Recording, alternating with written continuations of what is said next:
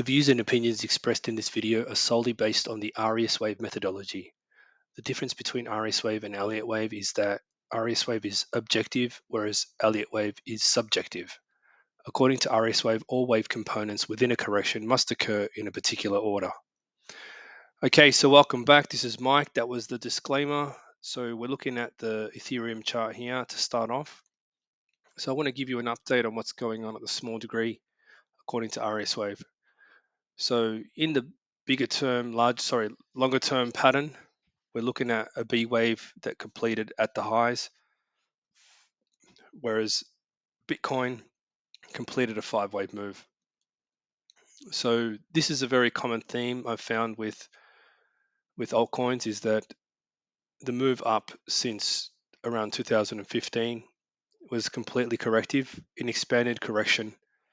So forward-looking corrections that basically explain that, yes, we will see a massive explosion up in altcoins in the future.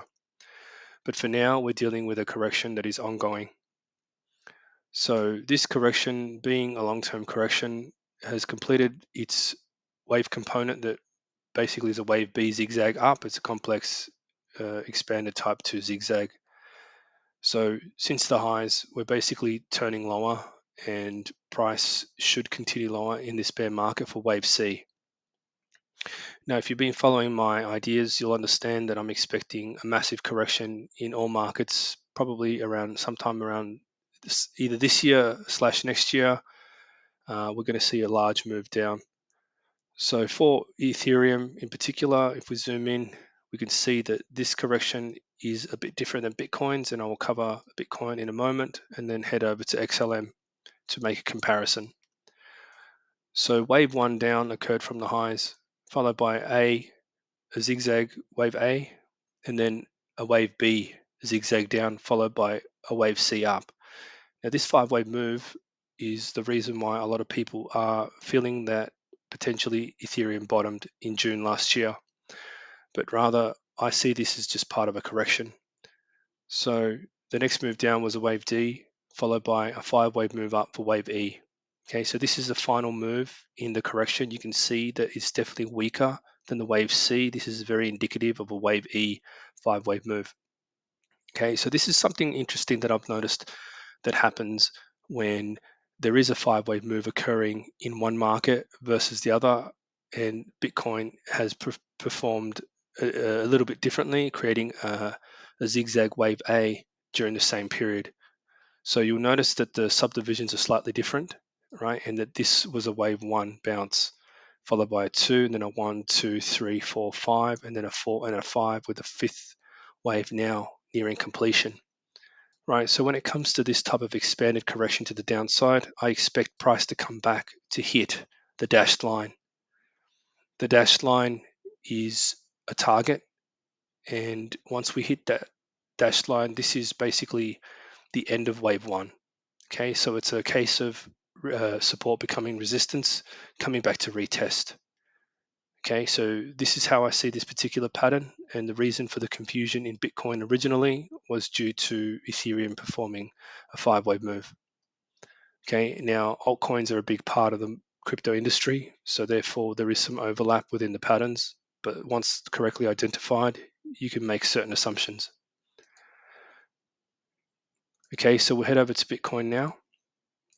So the difference with Bitcoin is that since the highs, we've seen a complete 5-wave move to the downside. Now, the A and the B pattern were small at the highs, at the all-time highs, and wave C is just getting started.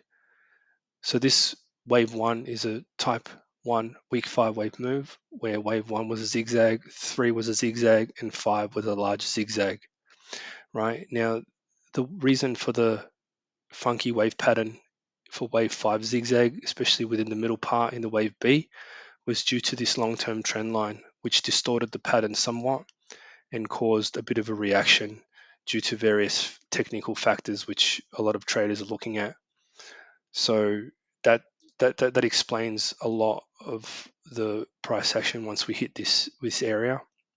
We broke through it and then we bounced back, which is another form of, you could say, retesting the trend line break to the downside. Okay, so the confusion was definitely because of Ethereum and other altcoins producing their patterns. So therefore, they have to complete in due course. So we know that Ethereum has had a complete correction that was a bit different than Bitcoin, and I'm going to explain what I believe I'm seeing at the small degree. So when we zoom in to the 1 hour chart, okay, yes, we can see the entire correction on the hourly.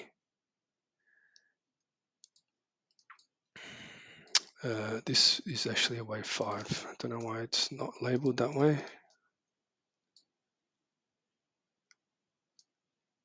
Okay. So since the end of last year, we had a bounce. Now this bounce is a bit different. See, whereas Ethereum's bounce, this particular low was the low because it was a wave 1. Here, it made a final low. This could have been a wave 4 and a 5 of the preceding move. So part of the whole move. Okay. Now then we had the type 2 expanded zigzag, which ended at the highs right around this area here, right? And then what I believe is that we're seeing a subdivision of the rest of the correction, where we saw a large wave A and then we saw a small wave B, right? Followed by what could be a weak 5-wave move for wave C, right? And the reason I call it a weak 5-wave move, it is a type 1 by the looks of it. Now, this is still ongoing, so this could change, okay? Now, there are 3 different types of 5-wave moves that a market creates, right? So because we have overlap in this area here, where this price action came down and touched the first wave, this could end up being a type 1 weak 5-wave move. So that basically means that we have a zigzag wave 1 followed by a correction for wave 2, right? And then we could see a zigzag wave 3, correction for wave 4, and then a zigzag wave 5. Okay, so this could end up being this type of move, and then we could see a D and an E. Now this will probably happen during the same time that Ethereum is topping out, and it wouldn't surprise me one bit if we came back to retest the 0.382 area in Bitcoin. Okay, so that means that there is some more upside here, but it's limited and it's going to be a weak move that's slowly losing momentum. Okay, now I believe this is happening because as a minimum, usually corrections go to at least the previous 4th wave, which we haven't quite touched yet, and also a bit of confluence with the 0.382 area. Okay, so this to me is the most likely scenario here, and it explains the price action that we're seeing right now. Okay, once this correction completes and we see the C, the D, and the E pattern completed, then I believe that we will eventually see a very sharp move to the downside. Okay, so these moves are imminent, but there's still a bit of time left, hence why I haven't posted for a while, and now I'm posting my view on these patterns. So moving over to the XLM chart now, just to sort of bring it all together for XLM. The same sort of thing I believe is happening here, right? Since we bottomed out for wave 1 in at the end of last year, right, I do believe we've seen a wave A completed, right? And when wave A is the largest wave, wave B, the rest of the moves tend to be smaller. Right now, at this point in time, it's a bit hard to understand if this is a very small wave C completed, but given that Bitcoin is still unfolding, the C wave is still unfolding, there's a good possibility that the wave C is ongoing, right? So there's a good possibility that we could see a weak 5-wave move for wave C also, where we start to see the zigzags in the same manner, right? And then 3, 4, and then 5. Okay, so this type of thing could happen. It may look like it's part of the previous move. However, if you look at the subdivisions of the previous move, you could see that this is a 5-wave move already completed. Yes, wave C was shorter than wave A, but at this point in time, if we see that there is a certain order to these patterns that unfold in a particular way, there are certain things that cannot happen in a wave 4, right? And then that would basically give the clue that yes, this is a C wave ongoing, right? If we saw a zigzag up, and instead of seeing the first zigzag down, we saw a 5-wave move down here, then there is a potential that we could be still in wave A, and that still could be ongoing.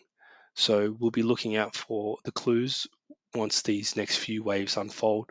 So we should see a lot of chop over the next several days and weeks, because this pattern is in my opinion, going to be a weak 5-wave move. So therefore, it will take time. Okay, so this is all leading somewhere. The slowness of how choppy the markets have gotten recently is an indication that we're not in a bull market. This is not the start of a new trend. This is completely corrective, and that we should be treating it in such a way that we're just observing it and also taking profits from previous trades. Now, for this move to not have gone lower, yes, that is luck in my opinion, and this move could have quite easily have come back down. And if you're in a trade to the upside, this could have easily have come back down and basically knocked you out of that trade. However, given the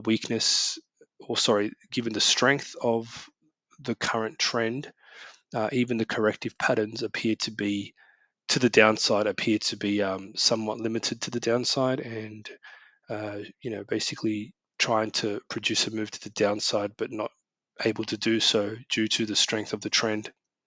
Right, and I do believe that the top of this channel will be an area of importance once we produce a few more waves and head up to this area of confluence.